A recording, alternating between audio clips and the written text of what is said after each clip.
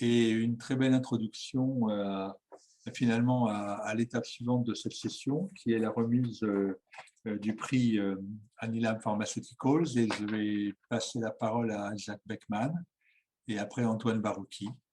Donc Jacques, qui est président de notre conseil scientifique et qui a présidé le prix, le jury du prix. Voilà. Jackie, tu as la parole. Merci Daniel. D'abord, c'est en effet un plaisir de pouvoir suivre cette belle présentation qui est une introduction phénoménale pour ce qui va suivre, comme tu l'as souligné.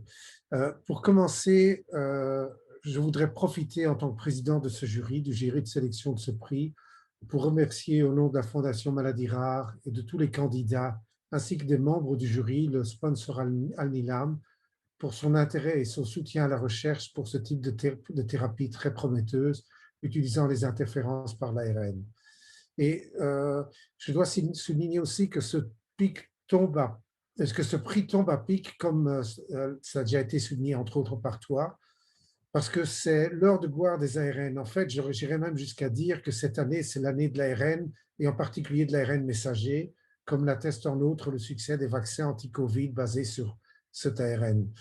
Revenons-en à notre sujet. Nous avons reçu 14 projets, tous plus ou moins excellents, et notre tâche était de différencier, de sélectionner les 2 meilleurs, et je dois vous avouer que ce n'était pas une tâche aisée vu la qualité de ces projets. Nous étions 5 lecteurs, et je remercie chacun d'entre eux d'avoir lu avec intérêt et jugé avec impartialité tous ces projets. Et après discussion, nous avons sélectionné à l'unanimité un peloton de tête de 3 projets. Et la tâche était difficile, mais on a sélectionné les 2 meilleurs de ces projets, qui sont ceux qui sont primés aujourd'hui. Et donc, je suis vraiment, c'était un plaisir de voir cette belle science. Je crois que tous les membres du jury se joindront à moi pour cet avis. Et je suis ravi de pouvoir céder la parole au docteur Antoine Barouki d'Alnylam, qui va maintenant pouvoir décerner ces prix aux lauréats qui présenteront rapidement leur projet comme prévu. Et je vous remercie tous. Bonjour. En premier, je suis le directeur général de la filiale d'Alnylam France. Je tiens à remercier la Fondation Maladies Rares avec qui on a fait ce partenariat et le jury, parce que je dis, en toute indépendance, vous avez sélectionné ces beaux projets. En fait, je voudrais simplement expliquer notre rationnel. C'est quand on est arrivé, nous, on est un laboratoire de recherche à Boston, donc on est arrivé en 2016, on avait des études cliniques depuis 2012 en France. On a 4 produits aujourd'hui en ARN interférent qui sont commercialisés. On a remarqué qu'il faut donner un coup de pouce à la recherche française sur ces thérapeutiques qui sont sur la base de l'ARN interférent, parce qu'on a vu, c'est les anticorps monoclonaux du 21e siècle. Et donc, dans cette idée, on s'est dit qui mieux dans les maladies rares, surtout que la Fondation Maladies Rares qui sélectionne ces projets et qui encourage les chercheurs. Donc, c'est dans cette optique-là, on a fait ce partenariat, on est très satisfait, on est très content aussi pour les lauréats, on les félicite, on félicite les 14, parce que je pense, je n'ai pas tout lu des 14, mais les synopsis qu'on a eus, une fois que la sélection est terminée, sont assez encourageantes. Donc, je ne vais pas monopoliser plus la parole parce qu'on a un peu quelques minutes de retard. Donc, merci à vous tous, félicitations à ceux qui ont gagné, mais félicitations à tout le monde. Il faut qu'on accélère encore la recherche pour arriver à des thérapeutiques ARN interférents français, 100% français, pourquoi pas. On a la meilleure recherche, l'une des meilleures recherches au monde, donc on peut espérer aussi avoir des sociétés biotech sur l'ARN interférent en France. C'est un rêve, on a droit de rêver aussi. Merci à vous tous. Je me joins à ces félicitations aux lauréats et à tous les autres candidats aussi. Franchement, merci à vous deux. Et puis, vraiment, merci à toi, Antoine, et à Alnylam du soutien qu'elle apporte à la Fondation Maladies Rares. Je rappelle que vous êtes aussi sponsor de notre colloque. Ces 2 prix sont des prix non négligeables de 20 kg € qui vont aller aux équipes pour financer de la recherche. Et nous avons reçu des messages de reconnaissance des 2 lauréats, Léon Coates et Pierre-Louis Tarot. Nous sommes donc très, très heureux de cette cérémonie. Je pense maintenant qu'on peut passer aux présentations des 2 lauréats. Donc, on va leur donner la parole. Léon Coates, qui aura quelques minutes, je crois que c'est 5 minutes, pour présenter son projet. Et après, on passera à Pierre-Louis Tarot. Moi, je vois Pierre-Louis. Est-ce que Léon est dans la salle? Bonjour, est-ce que vous m'entendez? Oui, oui, oui, tout à fait. Très bien. D'accord, bon, je vais commencer bien évidemment par remercier la Fondation Maladies Rares et Alnilam Pharmaceutical pour l'attribution de ce prix qui nous sera d'une grande aide, justement pour développer de nouvelles approches visant à cibler une hépatokine que nous avons découverte récemment et que nous avons nommée ERFI2, afin de diminuer la surcharge en fer et améliorer l'anémie dans la bêta-thalassémie. Donc le fer est au centre d'un paradoxe particulier, dans le sens où il est essentiel pour bon nombre de processus physiologiques, que ce soit le transport de l'oxygène en tant que constituant majeur de l'hémoglobine des globules rouges, ou encore dans le métabolisme énergétique, la respiration cellulaire et la synthèse et la réparation de l'ADN en tant que constituant majeur d'enzymes à cluster fer-soufre. Et paradoxalement, ce fer peut également devenir extrêmement toxique en réagissant avec le peroxyde d'hydrogène produit lors de la respiration cellulaire, ce qui va catalyser ce qu'on appelle la réaction de Fenton et conduire à la génération de radicaux libres qui vont générer des dommages tissulaires irréversibles et mener à terme à une défaillance des organes. Donc la moelle osseuse est le plus grand consommateur de fer pour la production d'érythrocytes, et ce fer provient majoritairement du recyclage des globules rouges sénescents par les macrophages de la rate. Les pertes en fer sont minimes et occasionnées par la desquamation des cellules épithéliales de la peau et de l'intestin, ou encore les pertes sanguines mineures. Donc ces pertes, elles sont compensées par l'absorption du fer contenu dans le bol alimentaire au niveau des entérocytes. Et le fer est relargué hors des entérocytes et des macrophages par un transporteur qui s'appelle la ferroportine. Le fer en excès, qui donc peut devenir toxique, est lui stocké dans le foie, d'où il peut être rapidement mobilisé en cas de besoin. Et ce système nécessite donc d'être finement régulé en fonction des besoins, afin d'éviter l'installation d'une surcharge ou d'un déficit en fer potentiellement délétère pour l'organisme. Et cette régulation est assurée par l'hepsidine, un petit peptide synthétisé par le foie, qui joue le rôle de régulateur central de l'homéostasie du fer. Donc l'hepsidine cible la ferroportine et induit son internalisation et sa dégradation, de sorte que le fer reste séquestré dans l'entérocyte et dans le macrophage. Donc la régulation de l'hepsidine est complexe et multifactorielle.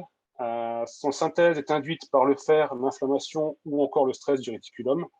Et à l'inverse, sa synthèse est réprimée lors de carences en fer, lors d'une hypoxie ou lors d'une augmentation de l'activité érythropoïétique. En effet, lors d'une stimulation érythropoïétique, lors d'une anémie par exemple ou une hypoxie, la synthèse du régulateur érythroïde érythrophérone va être stimulée par le PO au sein des précurseurs érythroïdes de la moelle osseuse. Et cette érythrophérone sera libérée dans la circulation pour agir directement sur le foie et réprimer la synthèse d'hepsidine de manière à augmenter la disponibilité en fer pour la synthèse de nouveaux globules rouges. Et ce mécanisme permet finalement la récupération d'une anémie consécutive, par exemple à une hémorragie, une hémolyse, une inflammation chronique ou encore lors du paludisme. Mais à l'inverse, ce mécanisme peut également causer des complications cliniques sévères, comme par exemple dans la drépanocytose, les syndromes myélodysplasiques ou encore les bêta-thalassémies, ce qui constitue finalement le sujet de ce projet. En effet, les thalassémies sont des maladies génétiques héréditaires liées à des mutations dans les gènes codant pour les chaînes alpha ou bêta de la globine. Et en particulier, les mutations dans le gène codant pour la chaîne de bêta-globine prennent le terme de bêta-thalassémie, qui se décline sous 3 formes de sévérité variable, mineure, intermédiaire ou majeure. Et pour les formes intermédiaires, on observe notamment en France une prévalence de 1 à 9 pour 1 million de patients. Donc la bêta-thalassémie se caractérise par une anémie sévère associée à une carence, un déficit en synthèse d'hepsidine, ce qui conduit à une surcharge en fer multiviscérale et à une mortalité prématurée suite principalement à des cardiomyopathies ou encore des cirrhoses du foie. Et malheureusement, les traitements actuels sont relativement inefficaces, coûteux et très contraignants pour les patients, ce qui souligne le besoin imminent de nouvelles stratégies thérapeutiques. Donc là, finalement, cette déficience en hepcidine, elle est occasionnée au moins en partie par l'érythrophérone, mais nos données suggèrent également qu'un autre répresseur inconnu de l'hepcidine existe. Donc nous avons donc entrepris de rechercher de potentiels répresseurs de l'hepcidine et nous avons identifié une nouvelle molécule qui est synthétisée par le foie et que nous avons provisoirement nommée ERFI2. Donc ERFI2 est synthétisée dans le foie en réponse à une anémie ou une hypoxie. Nous avons produit la protéine recombinante et démontré qu'elle était un suppresseur très fort de l'hepcidine, à la fois in vitro mais également in vivo chez la souris. Et enfin, on observe que l'expression d'ERFI2 est fortement augmentée dans le foie d'un modèle murin de bêta-thalassémie, la souris TH3+. Ainsi, notre projet vise finalement à tester l'impact d'une inhibition de l'expression d'ERFI2 à l'aide d'oligonucléotides antisens dans la thalassémie. Donc, en collaboration avec Philippe Barthélémy du laboratoire ARNA à Bordeaux et avec le soutien d'Inserm Transfer, nous avons tout d'abord synthétisé des oligos-antisens spécifiques de la séquence d'ERFI2 et testé leur efficacité in vitro dans les cellules hépatiques. Donc, nous avons sélectionné les ASO les plus efficaces et nous avons conjugué par la suite à la N-galactosamine. Et ces ASO seront ensuite tout d'abord validés chez la souris afin de vérifier qu'ils sont capables de réprimer l'expression de l'ERFI2. Et enfin, nous examinerons l'effet de l'inhibition du silençage finalement d'ERFI2 sur la régulation de l'hepcidine et le métabolisme du fer chez la souris lors d'une anémie induite par différents stimulus. Et la finalité de tout ça sera d'établir une preuve de concept et de déterminer si le silençage d'ERFI2 dans des souris thalassémiques peut rétablir la synthèse d'hepcidine et diminuer finalement la surcharge en fer. Voilà, je terminerai en remerciant les personnes qui sont impliquées dans ce projet et je vous remercie encore une fois pour le soutien, pour votre soutien à ce projet. Et je vous remercie pour votre attention. Merci beaucoup. Donc, en fait, si je comprends bien, vous allez tester des stratégies antisens, oligonucléotides antisens et ARN interférents sur votre cible et les comparer. Non, on va faire vraiment que de l'ARN interférent, c'est-à-dire qu'on va faire des ASO GalNAc couplés à des complexes lipidiques pour cibler directement le foie, justement. D'accord. Et inhiber à la fois le messager d'ERFI2 et l'initiation de la traduction. Très bien. On va passer maintenant à Pierre-Louis Tarot, qui est second récipiendaire du prix. Bonjour à tous. En attendant que je charge ma présentation, je voulais remercier infiniment la Fondation Maladies Rares et les laboratoires Alnilam. Donc, je suis directeur de recherche au Centre cardiovasculaire de Paris et néphrologue. Et mon équipe travaille sur la physiopathologie des maladies rénales rares, en particulier de ce qu'on appelle les maladies de la barrière de filtration glomérulaire. Donc, vous savez que dans chaque rein, il y a des unités, à peu près donc 500 000 à 1 million d'unités de filtration qu'on appelle les glomérules, qui sont des structures capillaires très particulières, très spécialisées, à travers lesquelles le plasma est filtré pour donc devenir l'urine. Et lorsque ces structures capillaires, les glomérules, sont détruites, eh bien, il y a plusieurs phases. Il peut y avoir une première phase de perte de sélectivité du filtre de ces glomérules, de cette barrière de filtration, avec les protéines, en particulier l'albumine, qui passent dans les urines, et éventuellement, dans les cas les plus graves, même des cellules du sang.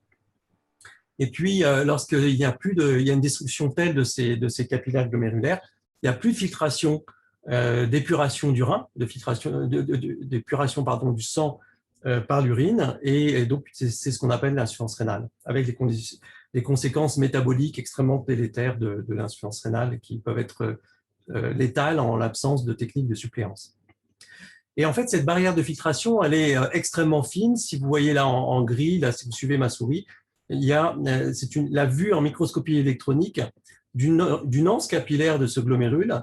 Vous voyez que finalement, la séparation entre le sang et l'urine primitive est extrêmement ténue. Elle comporte une cellule endothéliale, une membrane basale et puis des espèces de pics comme ça, ce que vous voyez là. Ce sont les pieds de cellules qui sont comme des petites pieuvres là, autour des capillaires, à l'extérieur des capillaires, du côté opposé au sang. Et ce sont ces cellules s'appellent des podocytes en raison de ces pieds très très particuliers qu'elles ont. Et donc, en fait, nous naissons avec avec des reins qui s'arrêtent de se développer dans les premiers jours post-natales. Et donc, la différenciation de ces glomérules et de ces podocytes est terminée. Et ces cellules ne peuvent pas se régénérer. Et en fait, un certain nombre de maladies rénales, parmi les maladies rares et sévères, sont des maladies du podocyte, et en particulier ce qu'on appelle les hyalino-segmentaires focales ou focal segmental glomerulosclerosis en anglais, FSGS. Ce sont des maladies génétiques ou éventuellement toxiques qui vont détacher ou tuer le podocyte, ici comme le montrent les flèches, et la dédifférenciation et la mort des podocytes conduit au recrutement de cellules qui sont des cellules pariétales qui collectent cette urine primitive, mais qui, pour des raisons encore inconnues sur lesquelles nous travaillons, sont recrutées et vont envahir le capillaire glomérulaire pour le détruire et le scléroser. En fait, il y a plusieurs modes, plusieurs classifications, si vous voulez, histologiques de cette hyalino-segmentaire focale. Et en fait, il y a un variant anatomoclinique extrêmement sévère qu'on appelle le variant collapsant, parce que l'invasion, la perte des podocytes, la mort des podocytes, qui est le début de la maladie, puis le recrutement des cellules pariétales, ici en rouge, conduit à un effondrement du capillaire, avec une fuite massive causant un syndrome néphrotique, une fuite massive d'albumine dans les urines, des œdèmes, et la fuite peut être tellement massive qu'il y a une dénutrition des patients, et puis des risques thrombotiques, etc. Et une progression de l'insuffisance rénale terminale très rapide en quelques mois. Ces maladies rares ont une incidence de l'ordre de 1 à 10 par million d'habitants. Elles touchent les sujets jeunes, avec un âge médian entre 30 et 40 ans au diagnostic. Et donc, 2 tiers des patients n'ont plus de fonction rénale à 5 ans. Et il y a plusieurs causes, en particulier des causes sont souvent virales. En particulier, ces maladies sont connues depuis peu, depuis les années 84-86, lorsqu'il y a eu l'épidémie de sida. Et en fait, le HIV était une cause assez nette chez certains terrains de glomérulonéphrite collapsante. Et il n'y a pas de traitement. Il n'y a pas de traitement parce qu'on ne connaît pas bien les mécanismes de cette hyalino-segmentaire focale collapsante. Vous voyez, par exemple, chez un patient qui avait eu une infection par le HIV, le VIH, eh bien, il y a vraiment ce collapsing des capillaires avec une prolifération incontrôlée des podocytes et puis des cellules pariétales. Et en fait, nous travaillons sur un certain nombre de maladies comme ça, où il y a une atteinte du podocyte et puis le recrutement des cellules pariétales, soit donc dans l'HSF, la hyalino-segmentaire focale collapsante, soit aussi dans des maladies auto-immunes donc de type lupus, par exemple, ou avec auto-anticorps antineutrophile, par exemple. On a aussi une atteinte du podocyte et le recrutement. Excusez-moi, je pourrais peut-être aller exposer. Voilà, j'accélère un petit peu. Oui, parce que là, on va pas. Et donc, donc ça va être simple. Nous avons une approche systématique de comparaison de modèles expérimentaux de ces maladies rénales rares et sévères, notamment avec des approches multi-omiques pour analyser les événements cellulaires dans les glomérules. Et nous faisons la même chose avec les glomérules des patients qui ont eu une biopsie rénale de routine pour le diagnostic. Nous avons montré que dans les pathologies qui s'accompagnent d'atteintes podocytaires sévères avec recrutement des cellules pariétales, il y a un engagement de la voie stade 3, ici en vert dans les noyaux, chez les patients, et que stade 3 recrute un micro-ARN, notamment le micro-ARN 92A, sélectivement dans les maladies où il y a cette mort podocytaire et cette prolifération extracapillaire glomérulaire, par rapport à des maladies de pronostic beaucoup plus bénin, comme ici une GEN. Et en fait, nous avons pu publier que le micro-ARN 92 qui apparaît dans ces maladies rares rénales graves réprime un gardien du cycle cellulaire du podocyte, qui est une cellule terminalement différenciée. Je vous l'ai dit, qui ne se régénère pas, P57 ou CDK1C. Et donc, il y a un modèle murin de maladies collapsantes qui est un modèle transgénique pour les transgènes du HIV, qui s'accompagne d'une surexpression du MIR92A, une diminution de sa cible, donc P57, avec une dédifférenciation podocytaire. Et donc le plan que nous avons proposé, qui a été retenu par la Fondation Maladies Rares et financé par le prix Allinam, consistera en la confirmation de l'expression de micro-ARN dérégulés dans les biopsies des patients atteints de maladies collapsantes, dans les souris atteintes de ce modèle, et puis nous aurons une approche de preuve de concept thérapeutique avec des antimyres pour bloquer la dédifférenciation podocytaire et donc exercer un effet thérapeutique. Je vous remercie. Voici l'approche. Il est possible d'agir très en aval du processus pathologique pour maintenir la quiescence podocytaire et permettre le maintien d'une barrière de filtration glomérulaire normale. Je vous remercie. Merci beaucoup. Je vous présente mes excuses pour vous avoir un peu pressé, mais le temps est Oui. limité. On a le temps peut-être pour une ou deux questions. Je vais reprendre la question de notre président du jury. Jackie, ta question portait sur le nombre de cibles de maladies qui aujourd'hui peuvent être ciblées par ces techniques d'ARN interférent ou d'ARN. Donc c'est une question pour Antoine. Oui. En fait, aujourd'hui, en phase clinique, on a une quarantaine d'études en cours. Après, il nous faut une cible. En fait, aujourd'hui, on s'adresse surtout à des maladies monogéniques. On commence à savoir travailler deux gènes, en fait, donc des doubles géniques, on va dire, des maladies. Donc, on va voir que de plus en plus, on va aller vers plus de traitements. Mais aujourd'hui, on est sur une quarantaine de maladies. Après aussi, il faut voir qu'au niveau technologique, il y a des combinaisons qui vont se faire. Par exemple, dans les cellules cancérigènes, dans les cancers, on peut coupler avec des anticorps monoclonaux qui ramènent au niveau circulant les ARN interférents. Donc, il y a en fait, c'est un monde qui bouge vite. Et à mon avis, pratiquement tous les ans, là, les 3 dernières années, il y a eu des produits enregistrés. Et si on regarde dans les phases 3, il y a pas mal de produits qui arrivent aussi. Enfin de chez nous, mais aussi d'autres. Cette innovation n'est pas trustée par Alnilam, hein. C'est quelque chose qui est une open innovation, qui plein de laboratoires doivent s'y mettre pour répondre aux besoins thérapeutiques, en fait. Et là, on a bien vu avec nos deux lauréats, finalement, des maladies pas forcément génétiques et qui on peut les réguler, oui. De la possibilité de la modulation cellulaire qu'on peut apporter pour limiter un processus pathologique.